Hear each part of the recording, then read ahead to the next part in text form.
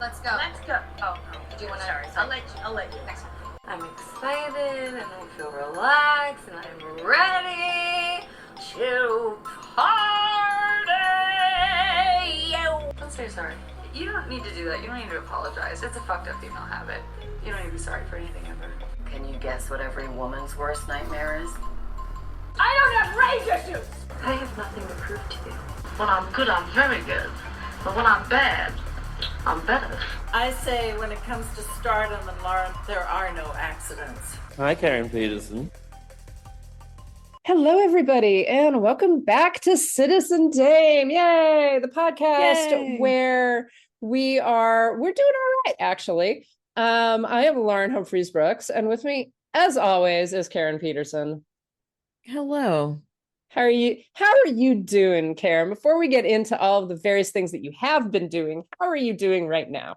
I'm okay. I've been in a fight with the United States Postal Service this week, so I thought it was resolved, and apparently it's not. So, that's fun. Oh no. I thought when you started that sentence, I thought you were saying I've been in a fight with the United States this week. And it's just like, yeah, well, same, like all of us, really. But yeah. True. No, they decided I don't live at my house anymore, even though I did not move, and I have not submitted a forwarding address request. Nobody has. It's not like anybody did that and stole my mail. My landlord who owns the house, he moved, he and his family, and they're renting the house. And so the mail carrier decided that the for lease sign in the front means that the whole property is vacant. It's not vacant. I'm here. Bring me my mail. No. Yeah. So where's it getting delivered? It's not. It's all getting returned as undeliverable. Oh no. Yeah. So that's super fun. So if you've sent me money, people, please send it again. Wow. Yeah. That's exciting. Yeah. So it's like this involved me having to go to the post office, and of course, as soon as people hear my name, they don't want to help me because they're like, oh, it's her, Karen, which is really fun. And I'm not even exaggerating. Like, people do react that way. It's so fucking annoying. I think I've said this before. I think it's really, really unfair that a name, any name, your name, right, has become this like stand-in for a certain type of like terrible woman. Because we don't have that with dudes. Like, we don't, I mean, maybe Chad a little bit, but even that is like not as prevalent. Right. And well, that even became that even became a stand-in because people said, well, what do we call men that are like this? I guess this, I don't know. But yeah, like, I understand the sentiment and why the name thing started. I get that. The problem for me isn't, I mean, it's annoying that it happens to be my name. The problem isn't the use of a name. It's the fact that people actually think that name is what holds the weight instead of just a name, Yeah. No, I get that. Yeah. I'm sorry. Yeah. And so I have a lot of people that tell me like, oh, I know you're not one of those, or whatever. And that's nice. But I do actually get treated differently because of my name now. Wow. It's been in the last few years, ever since this started. It's become an actual thing. I even was reading an article a few months ago, maybe a few years ago now. I don't know. Time is weird, but it was talking about dating apps, which I don't use, but it was talking about dating apps and how women named Karen, like the number of matches and contacts that they were receiving plummeted as a result of this. Christ. Yeah. Well, and I do I think that it's sexist. It is sexist. Like, it's totally this sexist, misogynist attitude to like to just decide on a name as being like indicative of this certain type of woman, right? And again, and it's part of it is also the fact that there is no male equivalent. Right. Not in the way that we talk about it. It's just like, well, no, it's like women. It's just like, yeah, it's fucking sexist. Like, that's what's going on here. Yeah. Sorry. Yeah. Thank you. Anyway, so I thought the mail issue got resolved this week. because I did finally get mail one day, but then the next day because I have informed delivery, so I know what's coming to my house and when it's supposed to get there. And yeah, so I got it one day, and then the next day I was supposed to have more, and it didn't show up. So we'll see what happens today. Fingers crossed. I'm sorry. So fun. I had an entire bookcase stolen from the lobby of my building. That was exciting. No, it was a package. really? Like, yeah, like it got delivered. I like the next day I went to get it and it was gone. And I was like, who the fuck stole a 60-pound, like it was a package, right? It was a 60-pound package. It was not small. So I had to go through this entire thing of like getting, like I had to get on to FedEx, and then I had to get on to the company that shipped it. I finally got it replaced and everything. But I was just like, well, are you kidding me? That is so frustrating. Don't you have a doorman? No, not well. It's the way that the building is set up. The mail is supposed to be delivered to the management office, which is across the street. Oh, but a lot of the delivery people just leave packages in the lobby. Got it. And so we do, particularly around the holidays is the worst, where we do have just like people who will just walk in and walk out with stuff, basically. Jeez. And it's very hard to prevent it because like, they have security cameras and everything, but it's just like some random person who walks in and walks out again. So yeah. Oh man, that is so frustrating. Anyways, let's talk about movies. You were at Sundance. I was for the past couple of weeks, which is why we have not been recording. So like before we get into our main discussion this week, how was Sundance? Like, let us any films we should be looking out for. Yeah, I every year with Sundance is a little bit weird. It's a little different. Every year is kind of unique. This year was, as I was looking at the schedule and trying to decide what I wanted to see and meeting, because I was not there for Citizen Dame this year. I was there for Awards Watch, which I write for as well. And, so I talked with the editor about which films to prioritize, which ones he wanted me to write about. And just looking through the schedule, I thought, gosh, there's not anything that really stands out. There weren't, I mean, there were a couple, but there wasn't a huge, oh, I can't wait to see that. There were a few movies I was looking forward to, but nothing just really big. And so I was talking to friends that were also there, and we were all kind of agreeing with the same of just, this is going to be kind of a weird, slow year. There's not going to be anything exciting.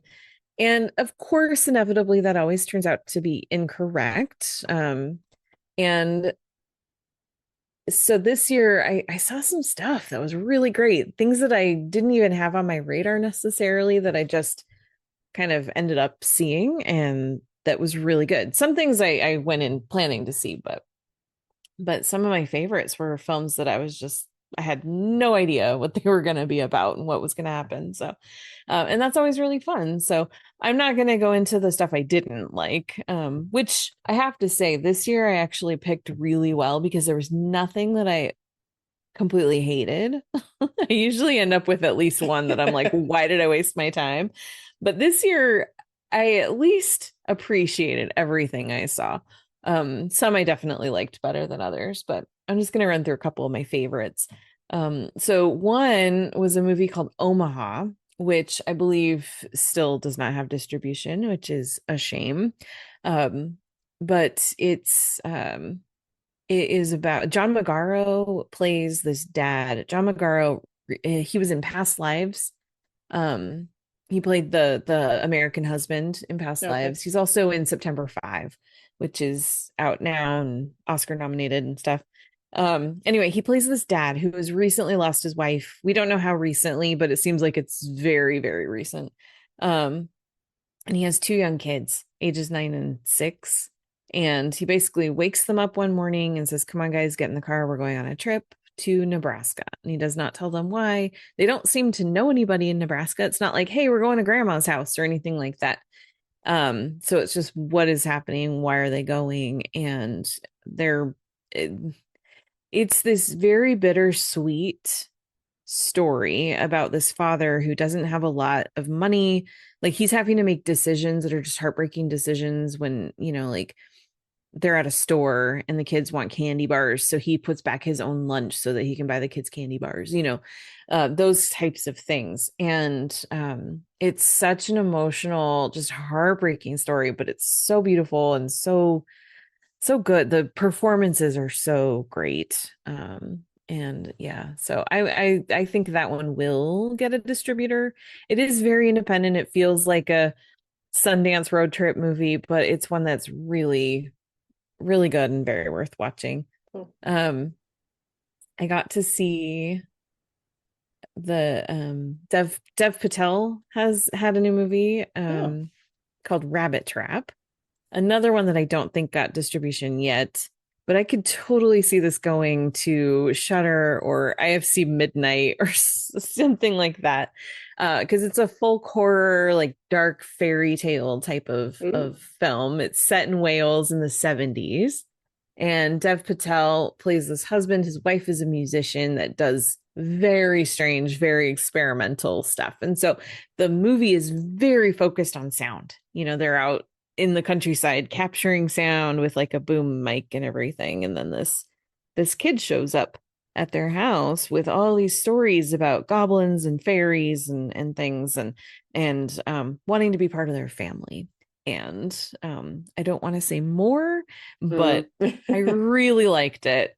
A lot of people didn't. This had such mixed reviews, and I totally understand why, but I really liked it. And I think the sound, what they do with sound in this is so fascinating and just it was good. And Dev is great. Cool. And yeah, beautiful, beautiful countryside. And I really want to go to Wales.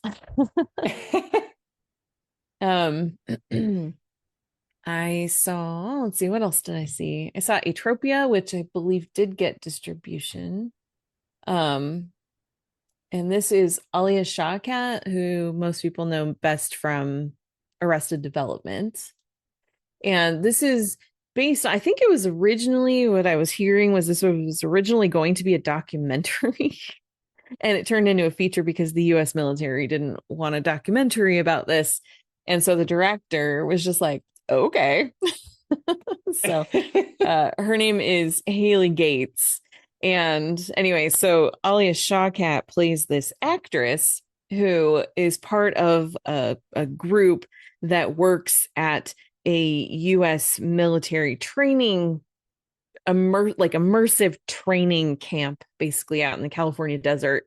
This is set in 2006, and this particular location is training soldiers to be prepared to go to Iraq. And the idea is that these camps are all over and they're being used for, wherever we're going in for conflict, they change it. So now it's, Russian or whatever. Anyway, she plays this actress and she's hiding secrets. It's very funny. It's satire. It's funny. Anyway, and then she kind of ends up in this relationship with one of the soldiers, and there's chaos ensues, and yeah, it's very funny. I think that it tried to do a little too much. I think they needed to kind of peel back some things a little bit, but very entertaining and pretty eye-opening in some aspects too.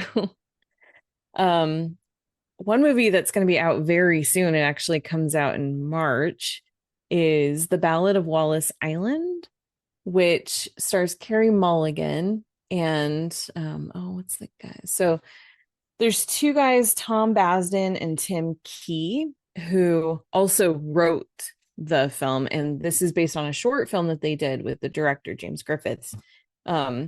And anyway, so it's about this folk singer, or this musician, I guess. I saw a lot of movies about musicians and widowers. I don't know.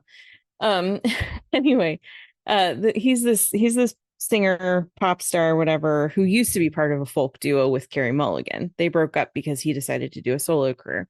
But now there's this rich guy on this island. He lives alone. It's a very isolated island, and he hires them to come and do a private gig. she knows that it's a reunion. He does not. So it's a little bit of a surprise for him when his ex-girlfriend shows up. And so it's very sweet. It feels like a John Carney movie, like Begin Again and Once. And yeah, it feels like that. It's that kind of vibe. And just very, it's very sweet and charming and cozy. And I really enjoyed that. And that'll be out in March. And then another movie that's coming soon that I think you're going to love is The Wedding Banquet. It's a remake of the Ang Lee film from 1993, directed by Andrew On, who did Fire Island, which is on Hulu. Yeah, I've seen like clips and stuff like that from it's been being promoted already. I know that. Yeah, this movie is delightful. It's so much fun. It's so cute. It's so funny. They did a good job because, you know, the original film came out in the 90s. Gay marriage wasn't legal, you know, like a lot of things have changed. We still have a long way to go, but a lot of things have changed since the original came out. And so this is a good update, you know, it's a good version of the story set where we are now. And it's funny, it's cute. It's Kelly Marie Tran is delightful. Bowen Yang is good. There is an actor in it who is a TV star from Korea, Hong Ji-shan. He is so funny. I'm like, this kid's gonna be a star here in the States too. Yeah, he's very good. Joan Chen, sorry, is in it too, and Yoon Ye-jun, who was the grandma in Minari. So yeah, I don't want to say any more about it. Just put that on your calendar. Look for it in April because it is a freaking delight. So yeah. Good. Yeah. And then I also got to see the Sally Ride documentary, which I was really looking forward to. And I have some mixed feelings about it, actually. I liked it. It was good to learn about her and her life. I sobbed because she's such a hero to me. My mixed feelings were that a lot of the film focuses on, well, one of the executive producers and participants in the interviews is Tam O'Shaughnessy, who was Sally Ride's partner for 27 years. And nobody knew until Ride died. And they read her obituary and they were like, wait, what? She was gay? And so the movie spends a lot of time on their relationship and how secret it was and how private Sally Ride was. And I think that's really good. And it's very important stuff. I was a little bit, because Sally never got to talk about this herself or never chose to talk about this herself. It did feel a little bit like, are we being unfair to her by just like outing her postmortem, you know? And like, is this possibly some of Tam just going, well, I never got to talk about this when you were here, so now I'm going to do it when you're not, you know? So it felt a little bit like watching the movie. I was totally in. I was like, this is beautiful. I love it. And then after I stepped back and thought about it more, I was like, I don't know if this is totally fair, but it's also still really good. So it's out there now. So, and it's going to be on it's a Nat Geo production. So it will be available. It's going to be released sometime soon too. Okay, cool. Well, so those are some of the highlights. I saw some other great stuff too, but those were the ones that stood out the most to me. That's good. Yeah, I'm glad that there's some good stuff in all of that. I know that you know, Sundance has been changing, and we were talking before we started recording about, you know, how because of streaming and because of the changing nature of Hollywood right now and of film distribution, that like, you know, things are very up in the air. You know, like you're saying, some of these films don't have distribution yet. Yeah, been so strange. It's been so strange. Like, you know, going back 10 years, it was like opening night, you'd hear a big announcement, oh, this deal, or, you know, like I can remember, now I can't even remember what movie it was, but there was something that Netflix spot the night before the premiere. And so then I was at the premiere and they had put the logo in at the beginning of the movie before the screening and everyone cheered. It was so exciting. You know, you would get those kinds of things and it would just be so fun, like celebrating these deals. And I think during the festival, there were only like 3 films that got bought. And there have been a few things that have been picked up since, but it was weird. It was really, really weird. Well, like you said, independent cinema is it's going to be the first struggle, really. But at the same time, it's so often these films are the most interesting ones. Hmm. And yeah, like I think we're in the middle. The streaming bubble, as it were, is definitely burst. Yeah. Uh, and we're kind of in the middle of, I think, Hollywood and film generally, like figuring out what that means and how they're going to move forward and what the cinematic landscape is going to look like. And we just don't know at this point. I don't think anybody knows, to be honest. Yeah. And so we're seeing definitely a shift happening. I'm always leery about being apocalyptic about it because I do think that these things kind of ebb and flow. And Mhm. something is going to emerge out of this. Actually, I think that there's going to be a major creative sort of burst happening. Um, Maybe not this year, but within the next couple of years. But I that's just my impression because of the the intensity of human creativity. Yeah, I mean, we've been through it. There's 100 Yeah, plus years of Hollywood history. We've seen the rise and fall of the studio system, and we're yeah. seeing that play out in a different way with streamers, but it's still the same idea because those streamers are largely controlled by the studios. So, Well, that's the thing. I remember a couple of years ago, it's just like, well, we're right in the middle of the decline of the studio system. mhm. And I remember people being like not talking about them, just like, no, that's what this is. This is exactly what this is. We've Yeah, seen this happen before. Look back at how, like, it's not the same exact thing because culture has changed, et cetera, but it is the same exact thing. It's like exactly. we've seen it happen before, and and one of the things I think you got to keep in sight with the fall of the studio system was this major burst of creativity, Hmm. and of like the rise of American independent cinema. So I think Yeah. it'll be interesting to see what happens over the next couple of years. Well, even people like Scorsese and Coppola and some of those filmmakers, even well, no, but like other, some of those big names that people revere so much and that are now kind of part of the studio system started out, they rose up because of the collapse, like because there were ebbs and Yeah. flows and they were able to emerge you know and then the studio system kind of rebuilt around them, so it's cyclical. Yeah, they emerged from that burst of American independent cinema in particular. Yeah. And yeah, it'll be interesting to see what happens. Hmm. Speaking of American independent cinema in particular, Yes. and filmmakers that emerged out of a major sort of like creative burst. Nice segue, I Uh, like it. I thought that was quite good. Now we've ruined it by talking about it as I like, know, oh, I'm wasn't that sorry. clever of me? Um,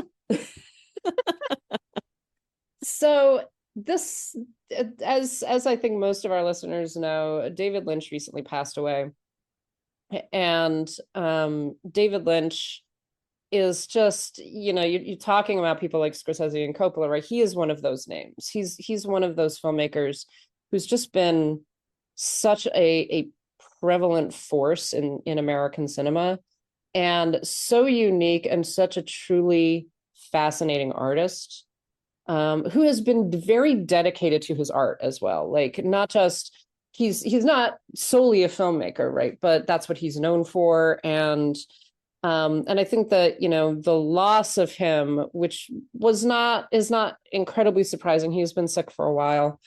But the loss of him, I think, has definitely kind of brought home to some of us what a spectacular talent he was and what a major force in American cinema he was.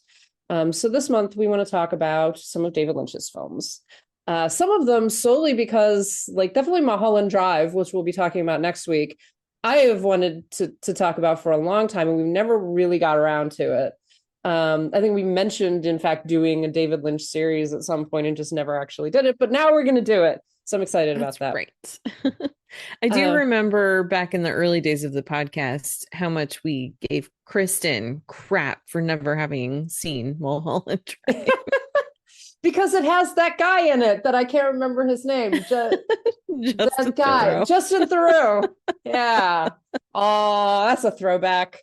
I still Uh-huh. don't remember what he looks like. Uh, and I think that that's one of the few films I've actually seen him in. Or although I don't know, because I wouldn't know if I ever saw him. But that's next week. We're going to talk about Mulholland Drive next week. This week, we're going to talk about Blue Velvet, which is actually, I think, David Lynch's third feature film. His first feature film was Eraserhead, which was then followed up by Dune, which I He had love. the Elephant Man in there too. He had the Elephant Man in the middle of that. Okay, sorry. And then we had Dune, which was a spectacular failure, fantastically bizarre film. He petitioned to have his name removed from the credits of that film, so you could still make the argument that Blue Velvet is his third. No, David, I'm sorry. Dune is your movie. Like, you watch that movie just like, yep, David Lynch made that film, for good or ill.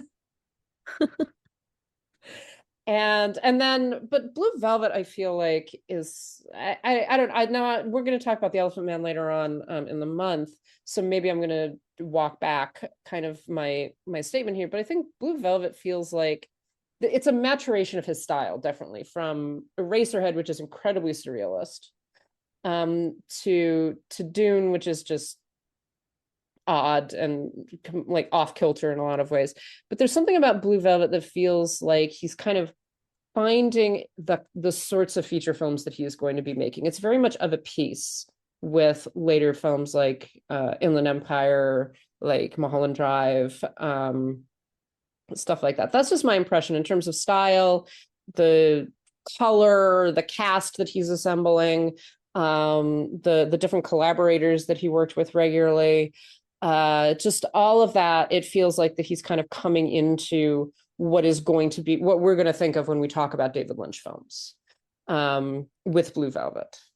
Yeah, I would agree with that. And I think we also see the beginnings of not just the frequent collaborators with actors and crew, but also we see some emerging themes with him, because he very much liked to peel back what was under the surface and really take a look and kind of show the reality, the dark reality, a lot of times, of these seemingly idyllic places or aspirational, we'll talk about that next week with Mulholland Drive, but I think you really see that here with Blue Velvet too, this look at a darker side of suburbia.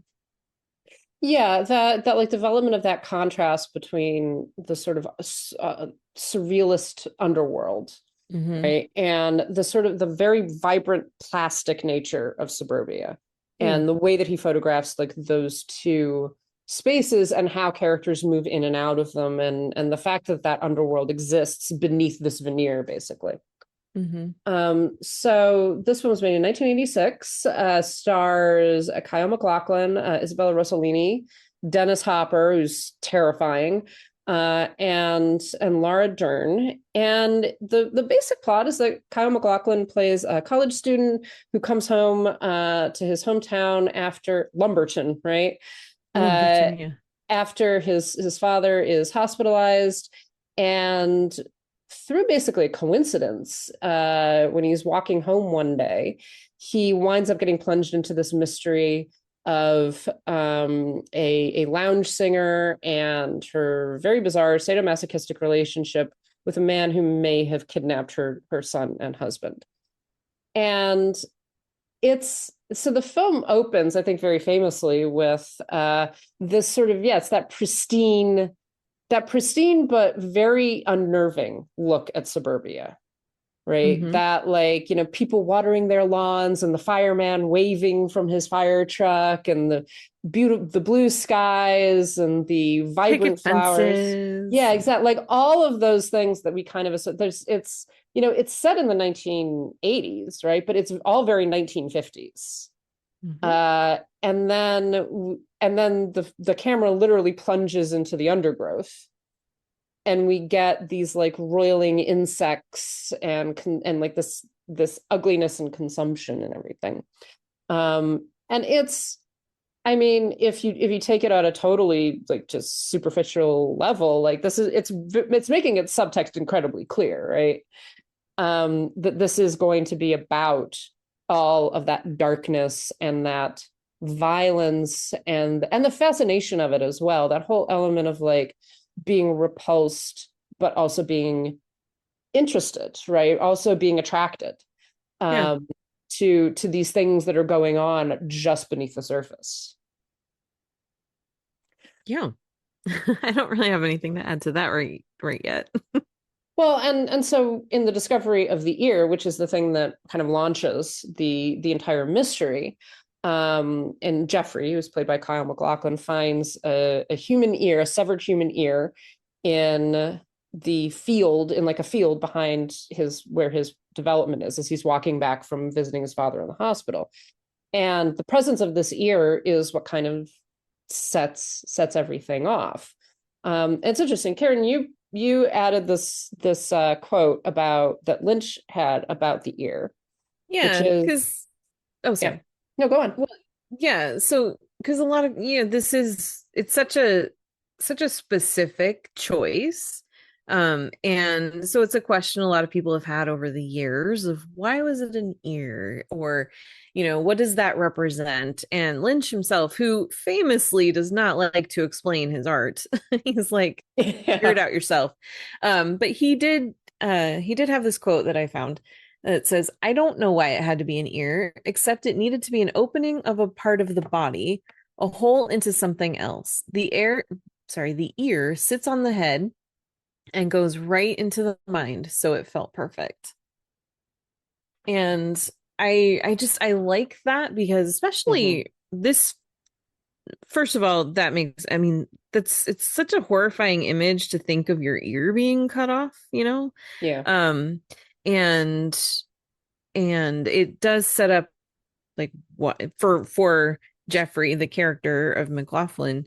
It does set up, why is this here? How did this get here? Whose is this? And all that. But the idea of the ear specifically, especially in a film that's so heavy on music and sound, and really does get into the mind, I just thought, wow, that actually makes so much sense. And so I like that there's this rare actual look from Lynch about why he made a specific choice. And something else that I found interesting was he really, really wanted it to be as realistic as possible. And so normally something like this, they would do something out of plaster or latex, but he had them make it out of silicone. And then there's hair on it that is actually David Lynch's hair from oh my God. he got his hair cut during production. He was like, hey, let's use some of that. Yeah. He would. Fun little facts. He totally would. Well, it is. And I mean, again, there's almost, it's weird because it's such a complex film, but there is this like element of just superficiality about it. Just like, so why is it an ear? Because the ear is the most direct entrance into the brain. Like, that's what it feels like. And it is. It's very psychological, this film. People have done a lot of feminist interpretations, Freudian interpretations, that are, very much like, oh, we're going to talk about the Oedipal stages and things like that.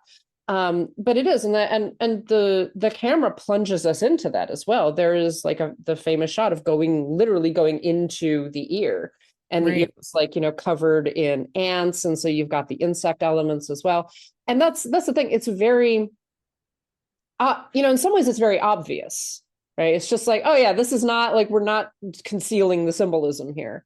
But then he just layers on these elements that make it that much more complex. He's also very much using what are some pretty common at this stage, surrealist imagery. Like this film always, like the first time I saw it, I was a film student. And at that point, I'd like seen, Ocean Andalou and things like that. It's very much in reference to some of those early surrealist films. A lot of this film, in terms of the imagery that it's using, reminds me of Buñuel, particularly that fascination with insects and body parts and insects interacting with the human body.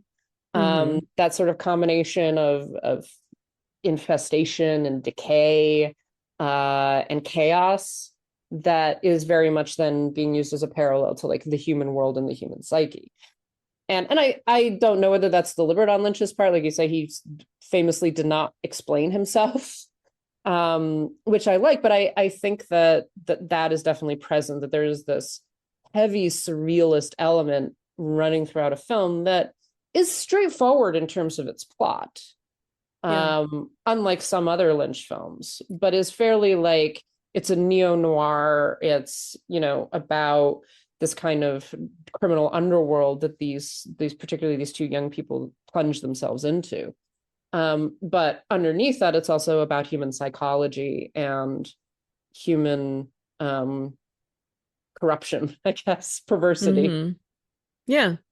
Yeah, it is. And I mean, when this film was released in the 80s, I personally don't remember that because I was still pretty young, but I've read a lot over the years about it. And I've actually asked my mom about this too, and like how much she remembers. And it was a very controversial film because of the violence, and a lot of people really did not like seeing suburbia depicted this way, where everything seems Mhm. fine on the surface, but there's so much terrible stuff happening underneath. And I think a lot of the reason that people viscerally reacted to that element of it is because they knew it was true, like not literally, but Yeah. you go into any town in America and there's gonna be secrets and there's gonna be dark stuff happening. Yeah, it's the back doors and the back entrances. There's a lot of that in the film, of like these dilapidated buildings. It's the stuff that's concealed behind, like literally Mm-hmm. the ear, right, is found behind the suburban complex. Right. It's the stuff that is concealed in the tall grass behind things, in the background of things. And yeah, I mean, this is fairly common, I mean, even stuff like Peyton Place, which is the 1950s, right? Had that, and you had those elements of like, the more of this kind of veneer that gets put on middle class suburban society, the more that you actually get into the fact that there's dark shit going on underneath that. And in fact, that aspect of suburbia sort of acts as a guard almost against that, like those things that are going on behind closed doors. And Blue Velvet is very much about peeling that back and sort of showing that to us in a really, again, I think in a really psychological way. So it isn't just, the literal things that are happening. It's also what is happening within the characters psychologically, and particularly within Jeffrey. Yeah. So let's talk about Jeffrey a little bit, because this is the character played by Kyle MacLachlan. He's sort of a young, clean-cut college kid. And he gets fascinated by the ear, right? And the mystery behind it. And fairly quickly decides to like break the law, first of all. But he kind of the interesting thing about this one is that he puts himself in this position. It's not like he's dragged into it. He chooses to go into this world, to go deeper into it, to find out what is happening. And he's doing it as a kind of, it's that combination of fascination and moral crusade, that he wants to be the hero. Eventually he wants to save this woman who's being brutalized. But he's also he's attracted to it. He is fascinated by it. He wants to be within it in some way, even though it's very frightening and horrible. So one of the things I really like about Jeffrey as a character, and I think is another very deliberate choice on Lynch's part, is the fact that he's a college student. And he, you would hope, it's not always the case, but you would like, when we think about a college kid, like that's the time to experiment and to learn and figure out who you are, figure out what interests you. And it's also a time of curiosity in general. And so I think that this works. His character works because of that, because he's got this sort of, this sort of view of trying to figure out who he is. And this he's very much an adult, so he can get in and out of spaces that like a teenager, if he was a high school student, necessarily couldn't. But he also still is an idiot because he's young and dumb and gets himself into really dumb situations because of the fact that he is not as world or street smart as he thinks he is. And so he kind of gets in over his head. And so I really like that idea of the curious college student mixed with like dumb kid. Yeah, it's true. And it's funny because the first time I saw this film, I remember being really bored by the interactions between him and Sandy, the Laura Dern character. Because again, it goes back to that there's a superficiality going on there. Yeah. That like even just the way that they deliver lines and the things that they talk about, it's like it's very Lynchian. Like it's something that Lynch uses, this kind of dialogue and acting style that he brings out in his actors. But it's not that it's dishonest, it's that there's this layer of artifice, I guess. That just feels a little too scripted. And the result is that it's like this is like it's something that it's a performance, that it's not real. And then when you get into the sort of much more bizarre in a lot of ways underworld, with Dorothy, the Isabella Rossellini character, and Frank, that like feels in some sense closer to reality. I don't know, that's always been my impression of it, that like there's a superficiality and an artifice to the things that are happening in the above world, as it were, and something closer to reality, even though it's much more bizarre in a lot of ways in the underworld. Yeah, Sandy's the girl he's supposed to want. She's supposed to be like, they're supposed to be like the perfect all-American couple. Yeah, like the poodle skirts and the blonde hair, like everything. Yeah. Yeah. But that's not really what interests him. That's not what attracts him. But he also doesn't necessarily know that. So we see a progression, and then we go through this whole story until eventually there's acceptance of this, because they do, it seems, end up together.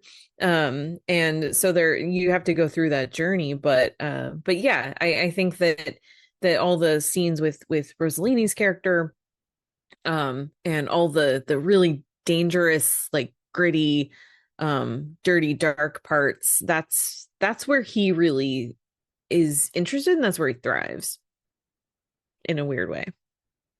Yeah, because so we see, like, he observes this initial sexual encounter between Dorothy and Frank, right? Which is this incredibly fucked up sadomasochistic relationship. Yeah. It's not consensual either.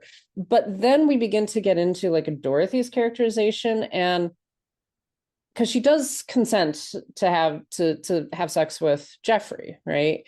And so that is like a consensual relationship, but she's then asking him to hit her, right?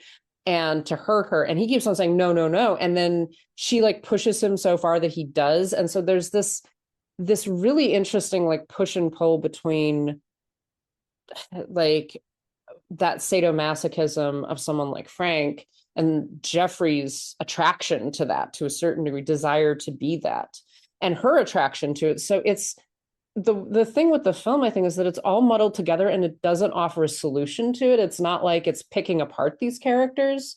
It's just sort of revealing their psychological impulses and kind of asking the audience to look at them, to see this, and to kind of draw our own conclusions from it. It's a film that is deeply psychoanalytic, but that doesn't psychoanalyze itself. Right. That makes sense. Yeah, it does. Some music. Let's talk about music, because music Okay. features really heavily in this film. And you were talking about the ear earlier, so that use of sound, right? What do we make of like the 1950s, 60s songs? The song Blue Velvet, of course, features hugely in the film, but it is this like, the film is ostensibly set in the 1980s, like it's supposed to be contemporary, but it feels very like 1950s, early 60s. Yeah. Yeah. I've gone back and forth on that. And I think that one of the things I've been thinking about, and of course this movie is almost 40 years old, but some of like because we've talked about how humans don't change, some elements of it and some of what I think Lynch is commenting on, we still see today. And so what I see watching this is like, yes, it is set in the middle of the 80s. But it's also, you've got this element of kind of looking back and looking at the 50s, 60s era as that ideal time, which we still see people now wanting, like, that's to them the good old days, and that's when society was perfect, and we want to go back to that. Of course we don't want to go back to that because we know it wasn't perfect for everybody. And I think that was Lynch's point. I think he's calling back this time that is looked at as with such, rose-colored glasses, and basically using that as, hey, that it's not perfect. It's not what you want to think that it is. It's that, like, I think in some ways it goes back to that artificiality again. And so one of the most famous scenes is oh no, I'm blanking on his name. Ben, played by Dean Stockwell, who is like this bizarre drug dealer, I think. Maybe. Crime boss, he's something, right? And throughout this scene, he lip syncs to Roy Orbison, right? Yeah. And Frank is like moved to tears by this. And there's just like, it's again, it's that artificiality coming through, that he's not even singing, he's lip syncing to it. He's reproducing, like he's pretending to reproduce this moment, right? And you've got the character of Frank, who becomes obsessed. It's implied, at least, that becomes obsessed with Dorothy because of her singing Blue Velvet. And again, it's that throwback to the lounge singer, the lady in blue. And it's just this like attempt to go, like, in its own weird way, and given Frank's psychosis as well, it's this attempt to go back to childhood, to be like the baby, to be the child who's being taken care of by mommy, literally. But it's all muddled together in a really fucked up way, and is also related to sexuality and violence. And yeah, it seems like that it's Lynch not just unpacking that within the characters, but unpacking that within American society, because this is all about what is going on beneath the veneer, and how screwed up that gets. Yeah. I did also read that Blue Velvet, that song specifically, was one of Lynch's favorite songs. And that's part of why he chose it. Well, this is the thing that I do like about Lynch's films, because we can sit there and we can sit here and we can unpack these things, but there is something about his movies that gets at like some of the bases of human psychology, and then refuses to explain them to you. Like, none of his films are going to offer an explanation at the end. Right. Or in the middle, right? We're not going to sit down like, well, what the hell is actually going on here? Just like, I'm not going to tell you. You figure out for yourself. Like, it's whatever, it's what the art is. This is the piece of art. This is what you're looking at. And, and so he'll make those kinds of decisions. Like, it's my favorite song. Yeah. Yeah. The thing about him, though, because there's other filmmakers that have tried to do that, and it's sort of like when you walk into an art museum, like a museum of modern art, and you'll see things that are just, it doesn't make any sense. It's like, what are we doing here? And then you'll see other pieces that just really speak to you. And when you talk to like an art critic, or you talk to art, experts, and they can actually pinpoint why, even if they can't really get into what the artist intended, they can pinpoint reasons why certain artists are able to accomplish something and others aren't. And that's the thing with David Lynch. Like, even though it's very complicated, and we don't necessarily know what he was thinking or what his intentions were behind certain choices. We know that there's something really interesting there, and we're drawn to it, and we can have our own reactions to it. Other filmmakers try to do that, and it's just like, okay, why? So that's part of the mark of a really truly great artist. Yeah, he's accessing something that he isn't offering an explanation for, or that it's that kind of intentional non-intentionality. Mm-hmm. That sense that like he's doing this for a reason, because this is what needs to be done. This is how the art needs to express itself, right? This is what he's going for, but he's not going to explain it, and he might not even be able to explain it if he were to try, right? It simply is what the art needs. Yeah. And that's something that comes through, particularly like in his best work, and not all of his films are brilliant films, but you always get the sense that he knows what he's doing, but it's not necessarily a kind of logical, rational, I'm going to I can explain it even to myself approach. Mm-hmm.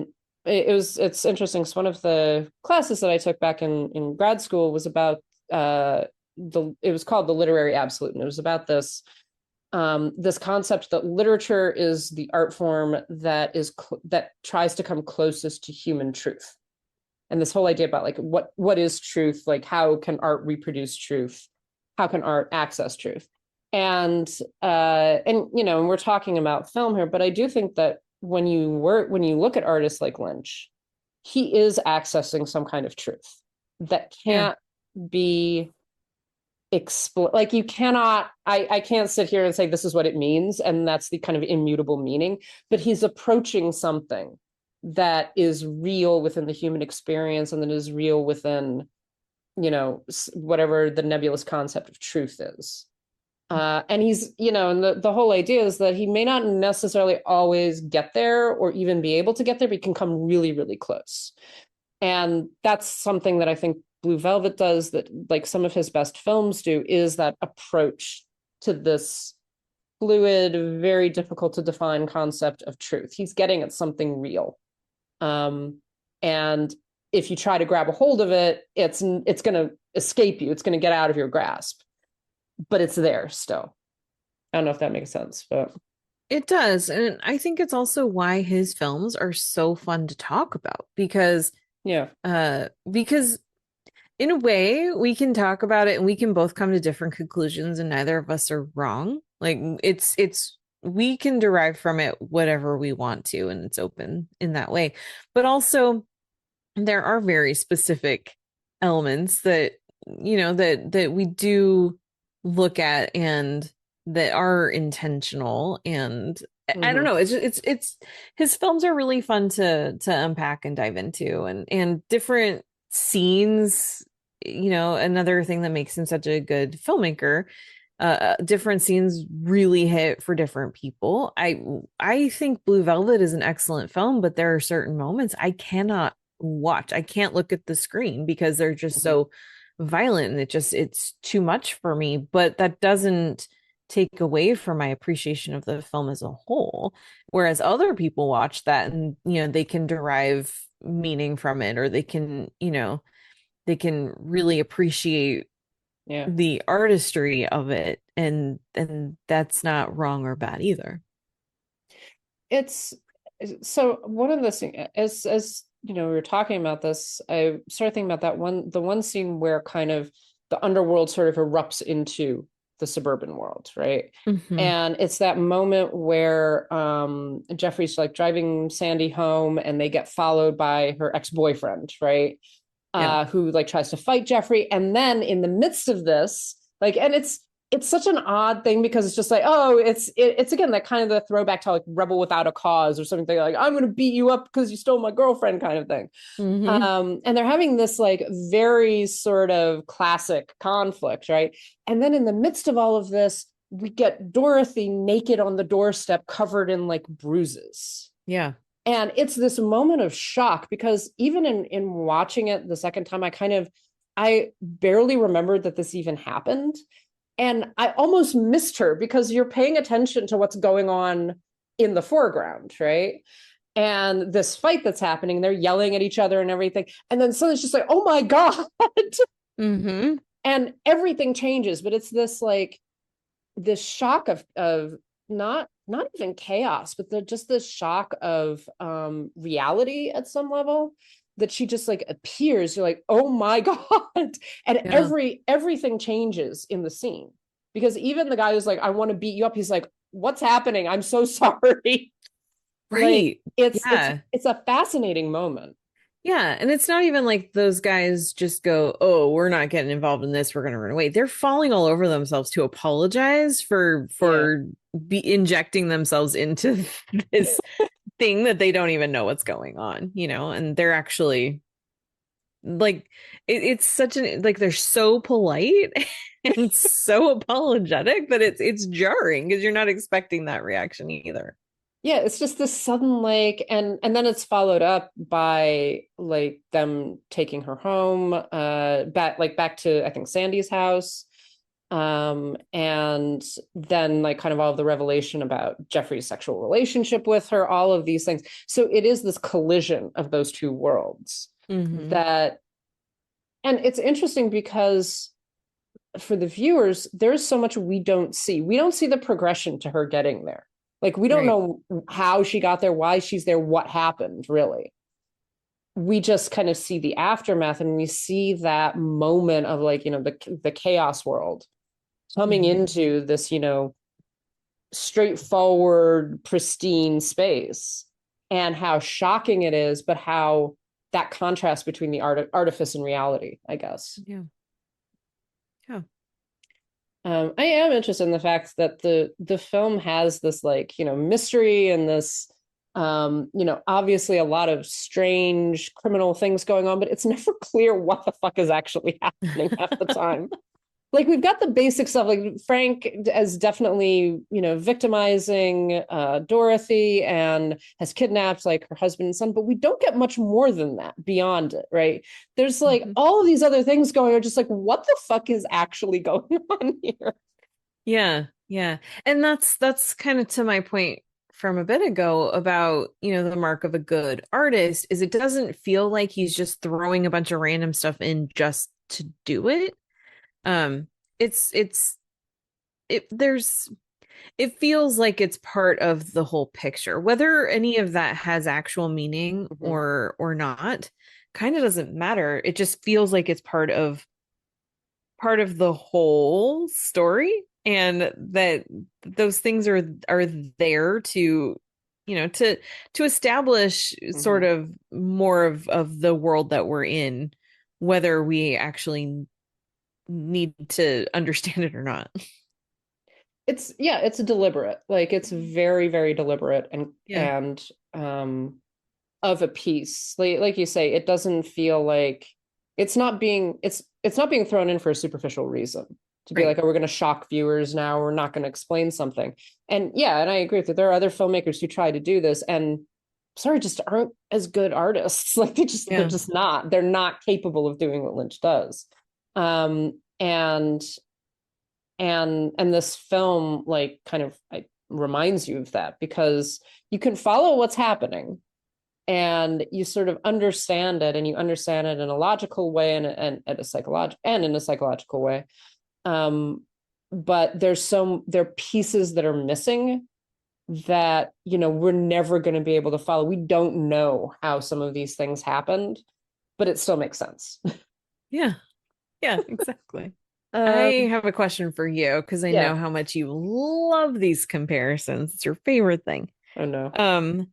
As I was revisiting it yesterday, and it had been a long time since I'd seen it, I found myself toward the end, when we're getting to the big like climactic showdown moment, basically the scene where Jeffrey's hiding in the closet and Frank is there and looking for him and everything. There was something that to me, I thought, okay, I feel like this is what people are talking about when they describe something as Hitchcockian. It felt like it didn't feel like it was trying to steal from Hitchcock, but it did feel like it was doing a lot of the same things that Hitchcock would do in a scene like that, where you can see the danger, you're kind of like there is some misdirection, the way that the music is building. There's just so much in that I just thought this feels like something that Hitchcock himself would have, how he would have built this scene. Oh yeah, I agree with you. I think there's shades of Psycho and of Vertigo in this film, and I don't think so much that like he's not aping Hitchcock, but he's definitely using those techniques and using those kind of cinematic signifiers to bring that kind of tension. And then he's also using it, so we've had Jeffrey hiding in the closet before, observing things through the slats. And it has a certain like Anthony Perkins in Psycho, actually, like just the way that it's filmed. And of course the situation with Frank with the gun and everything is different from the situation. It's different but the same. Because it's that voyeurism, I think, that has been a part of Jeffrey's characterization as well. He is repulsed and attracted to what's happening, right? He wants to see it and he also doesn't want to see it. So it's like that hiding, but also being present at the same time. And the development of the suspense in that scene, I think, is very Hitchcockian and deliberately so. Yay, we got you to say it. I am perfectly happy to say that something is Hitchcockian when it is. When it is, yeah. I just hate that it's a stand-in for I know. This scene has suspense. Therefore, it is Hitchcock. Yeah. It's like, look, man, no one loves Hitchcock more than I do, but he did not invent cinematic suspense. I'm sorry. Right. and it's more in how that suspense is built and what the elements are. And that's why as I was watching it again, I was like, it did feel, there were a lot of things as I was watching it that I thought, this does remind me of so much of Psycho.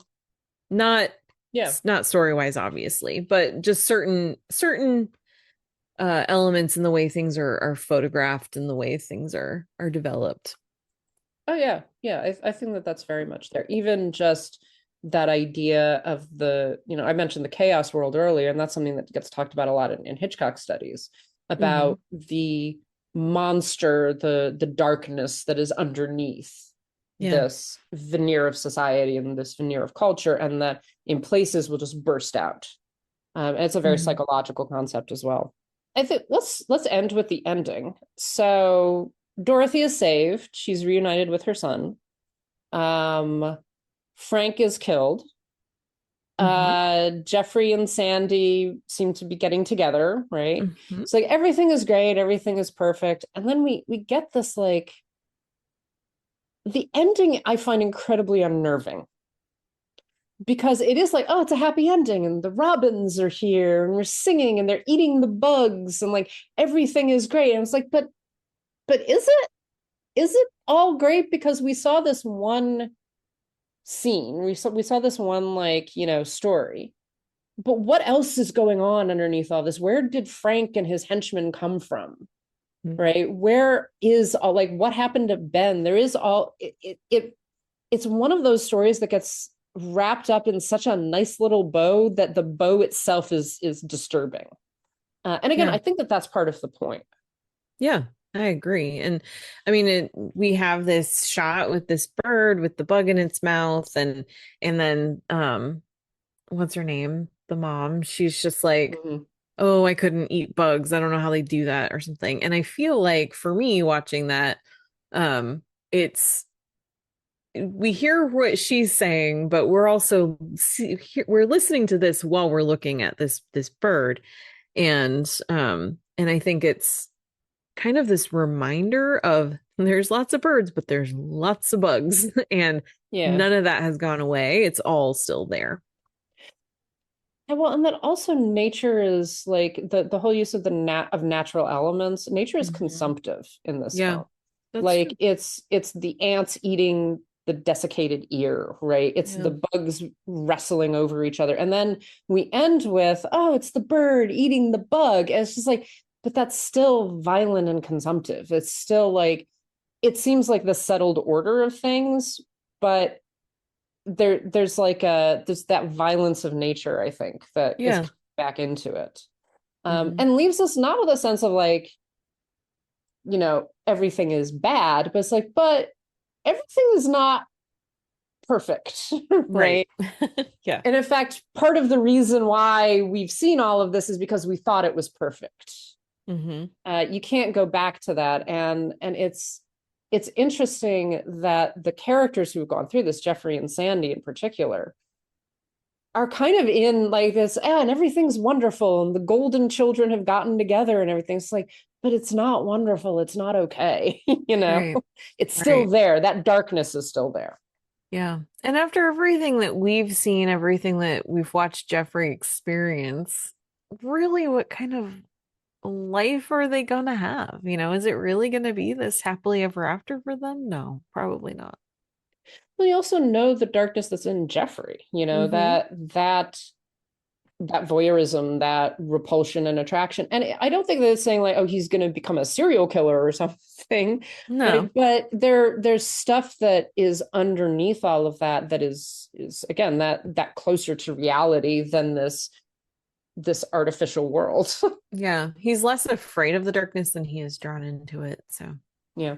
So any final thoughts on Blue Velvet as we close things up? It's super weird and super good, and it's available on Max. It is. You can also rent it, which is what I did. Yeah, and you can get it on the Criterion Collection. So yes, indeed, you can. Although it's not on the Criterion channel right now. No, it's not, unfortunately.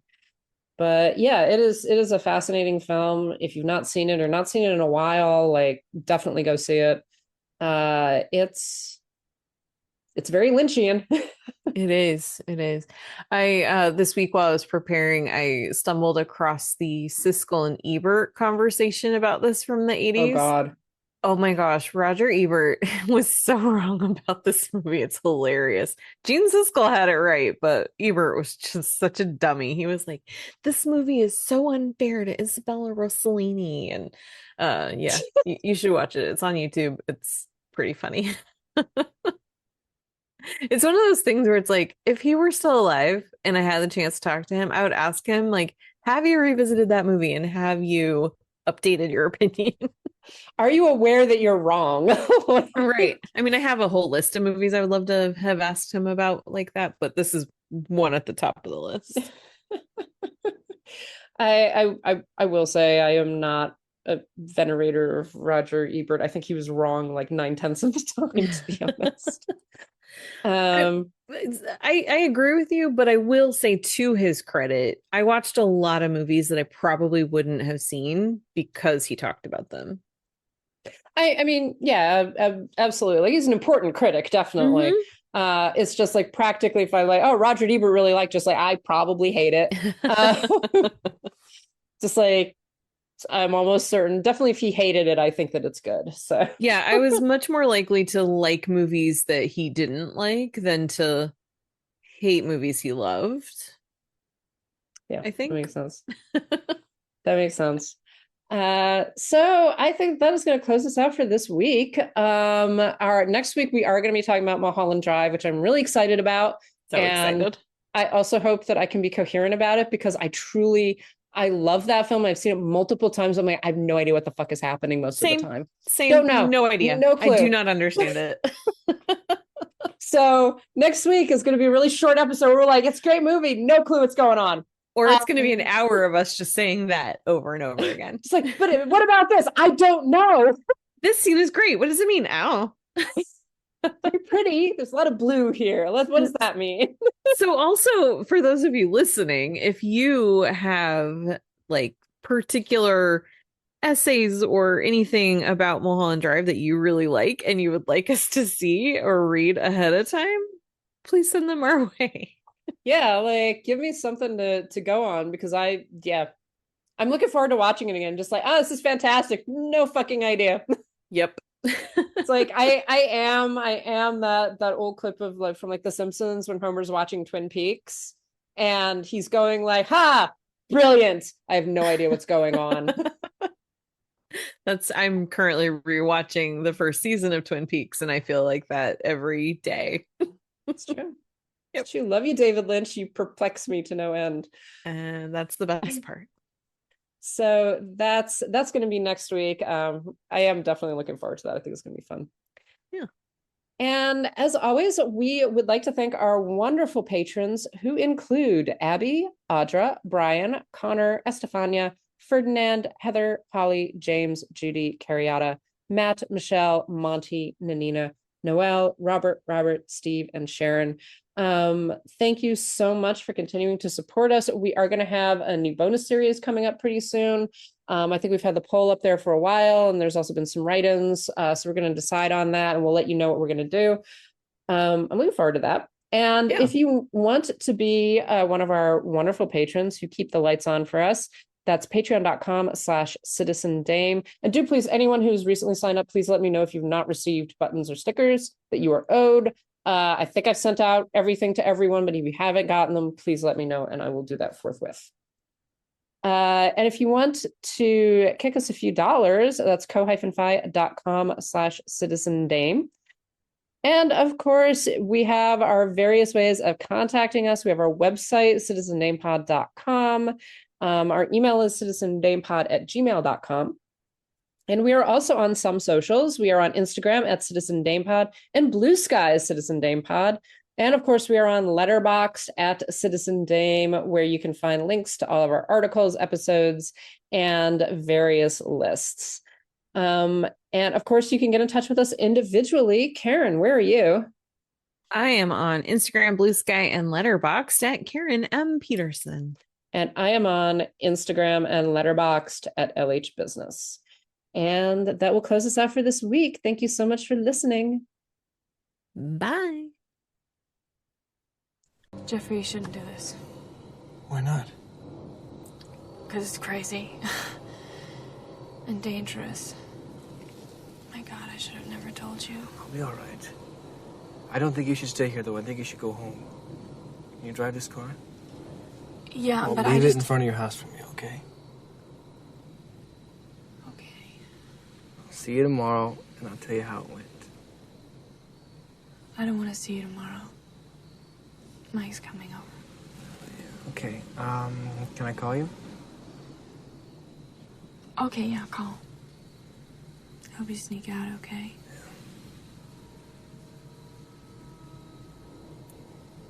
I'm gonna wait here until she comes. Sandy. I'm gonna honk 4 times. I'll go 1, 2, 3, 4, and then you'll hear it and you'll know she's on her way up. Okay. I don't know if you're a detective or a pervert. Well, it's for me to know and you to find out.